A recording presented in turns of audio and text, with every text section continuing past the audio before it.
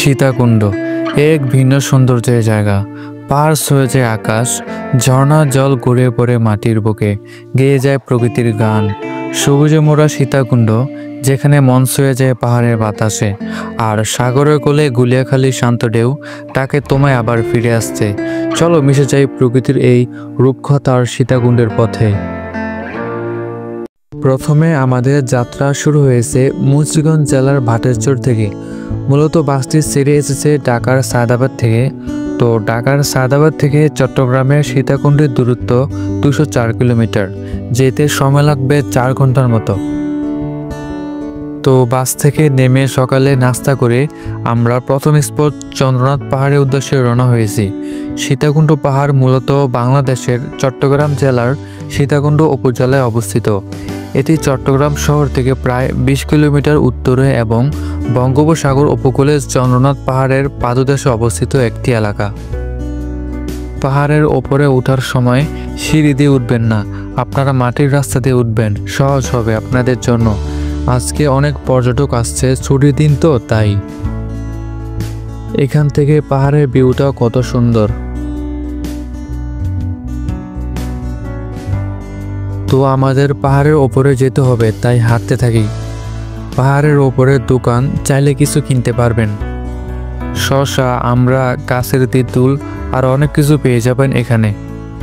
ওই দূরে যেতে হবে আমাদের। এখানে কলা, পানি, যাবতীয় কিছু পেয়ে যাবেন। বিভিন্ন ধরনের আচারও পেয়ে যাবেন এখানে। পাহাড়ে ট্রেকিং করে ওঠা খুবই কষ্টকর, কিন্তু উপর থেকে ভিউ দেখলে পাহাড়ের সব কষ্ট দূর হয়ে যায়। পাহাড়ে এসে পাহাড়ের কবিতা না বললে কিভাবে হয়।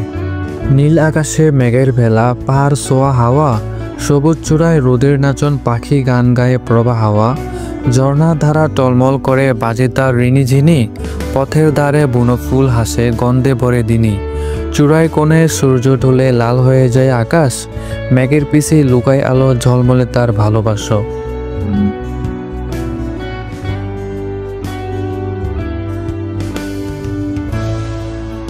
চলে এলাম ছোট মন্দিরের কাছে। মূলত চন্দ্রনাথ পাহাড় হিন্দু ধর্মের কাছে হটানুশাসিত পুজো স্থান, যেখানে দেবী সাথীর দেহাংশ পড়ে বলে বিশ্বাস। বিশেষ করে বলা হয় দেবী সাথীর ডান হাত এই পাহাড়েই পড়েছিল। দেবী সাথীর দেহাংশ বিক্ষিপ্ত হওয়ার পর পালায় পালায় পবিত্র স্থান হয়ে ওঠে। ছোট মন্দির থেকে বড় মন্দিরের দিকে যাচ্ছি, এটা আরো অনেক উঁচুতে।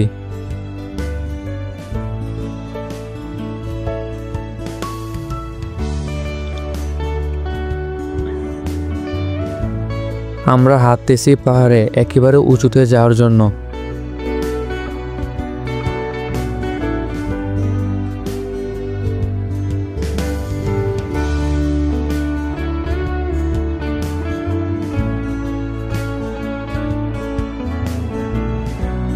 পাহাড়ের উঁচু থেকে চট্টগ্রামে সুন্দর একটা ভিউ পাওয়া যায়, যা মনের প্রাণে খুব শান্তি দেয়।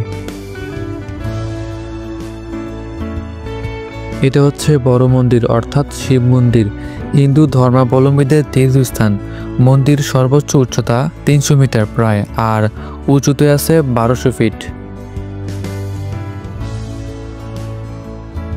ঘোরা শেষ করে আমরা নিচের দিকে নেমে যাচ্ছি। এখান থেকে ভালো ভিউ পাওয়া যায়।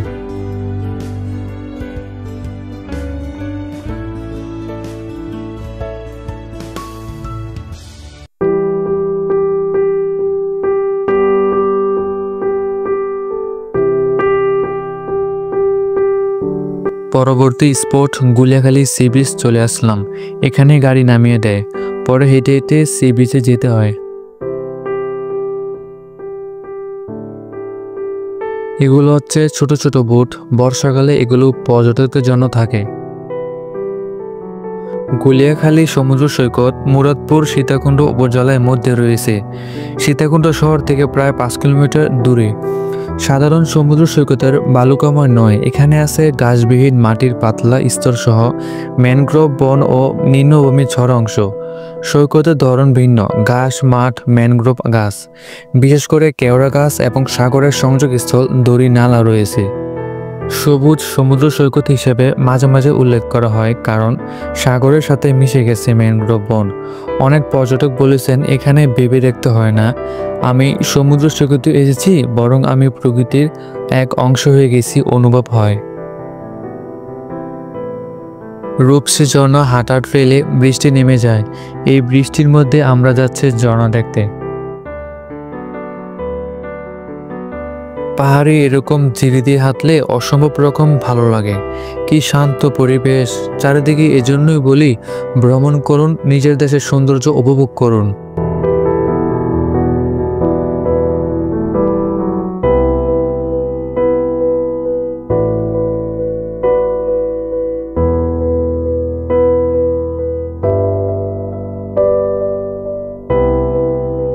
এই হচ্ছে রূপসী ঝর্ণা। তো আমরা এখানে ঝর্ণায় গোসল করব এখন। ভিডিওটা কেমন হয়েছে জানাতে ভুলবেন না। আবারও কোনো এক সময় দেখা হবে নতুন কোনো ভিডিওতে। আজকের জন্য এখানেই শেষ করছি। বাই।